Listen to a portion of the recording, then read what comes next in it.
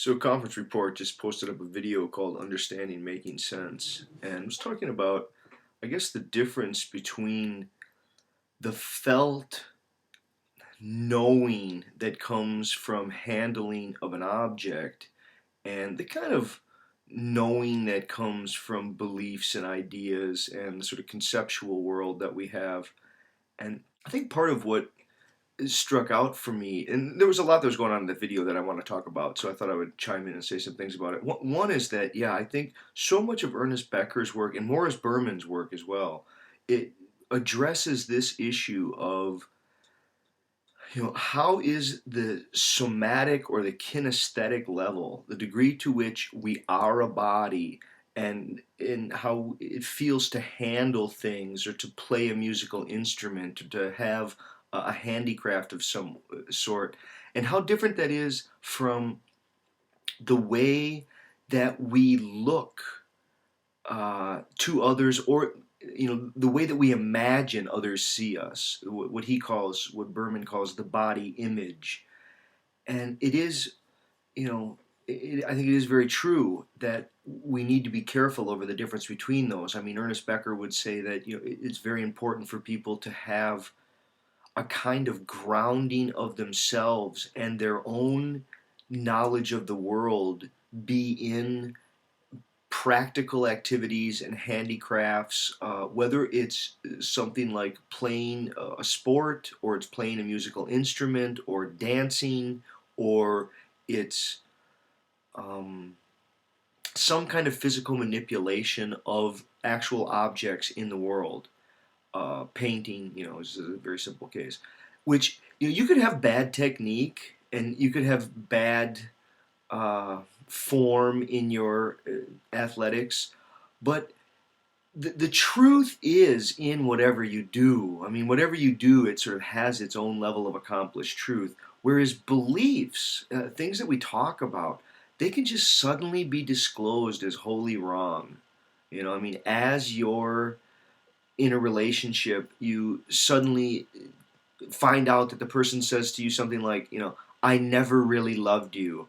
Well, that can like pull the rug right out from under you in a way that you don't, after you lose an ability to, like, say if I juggle and if I lose that ability, it's not like I never really had that ability. It's ability that I lost. But when a belief turns out to be wholly false, it does have a very different, I think, sense in, I guess, in our sense of self. It affects us in certain ways.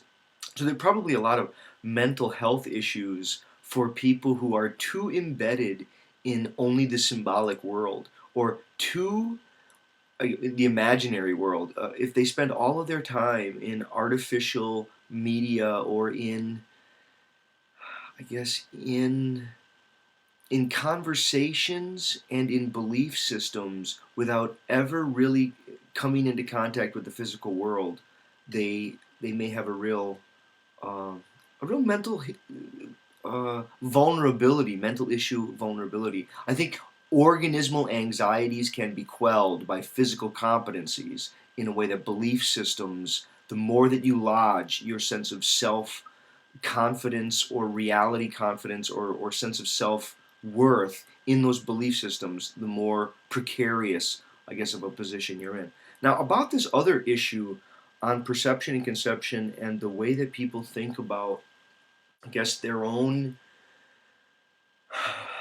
I guess, sense again of what is really known, what is really experienced, what is not. I think the question that I would want to raise to you or to other people who are watching this is this problem of, especially for people who want to believe in something like scientific materialism. If you believe that reality consists of scientific, of what is material, of what can be determined by a scientific materialist paradigm, the question is, what are relations? Are relations between things as real as things?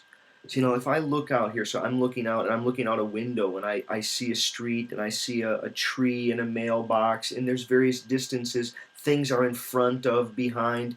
Now, I will grant that my brain my neuronal system is in some way mapping and representing the objects that are there. It does make some sense to say that there are objects here independent of people, and if people weren't here, those objects would still be there.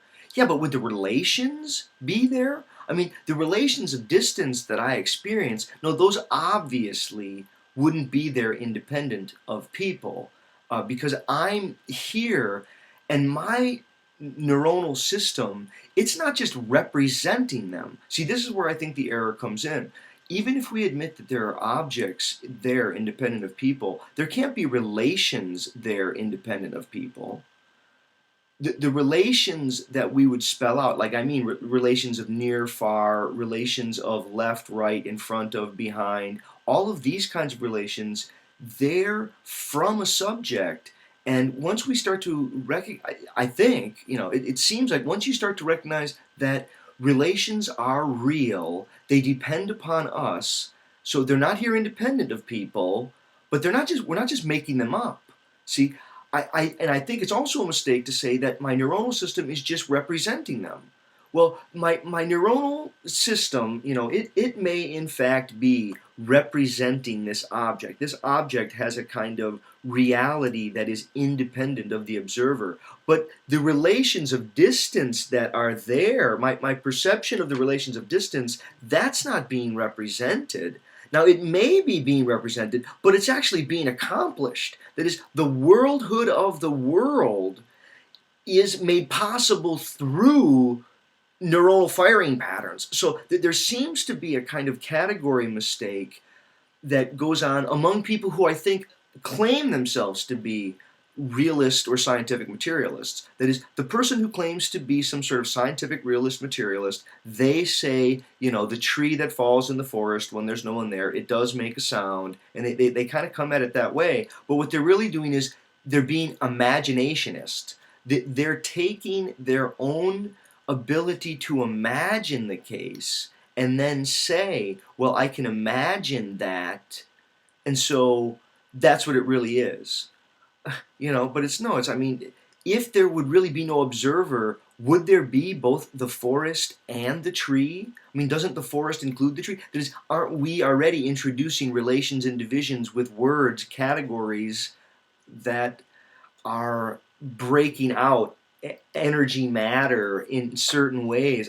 People seem not to recognize that perspective constitutes truth in some way. It's not that perspective is a limit to truth.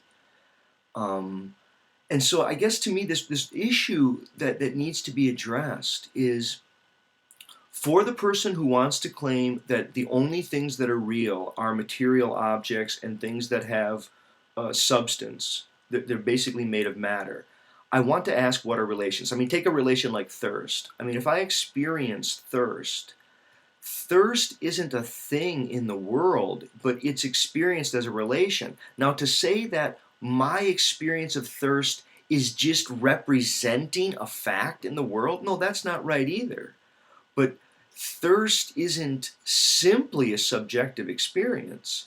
There is a subjective component to thirst, but thirst is a phenomena that exists in a world where organisms are partly dependent upon some sort of nutritive commerce with their world. I do think the question, and so many of your videos where you're walking around, as you're walking around, the relation between you and the trees continuously is changing. Those distances are real, but it's not just that you're representing them. That is, those distances couldn't even be the distances they are without your body to release them into the particular distances. There's no such thing as big or small without bodies. Okay, well, those are some thoughts that I had from watching that video. Okay, thanks.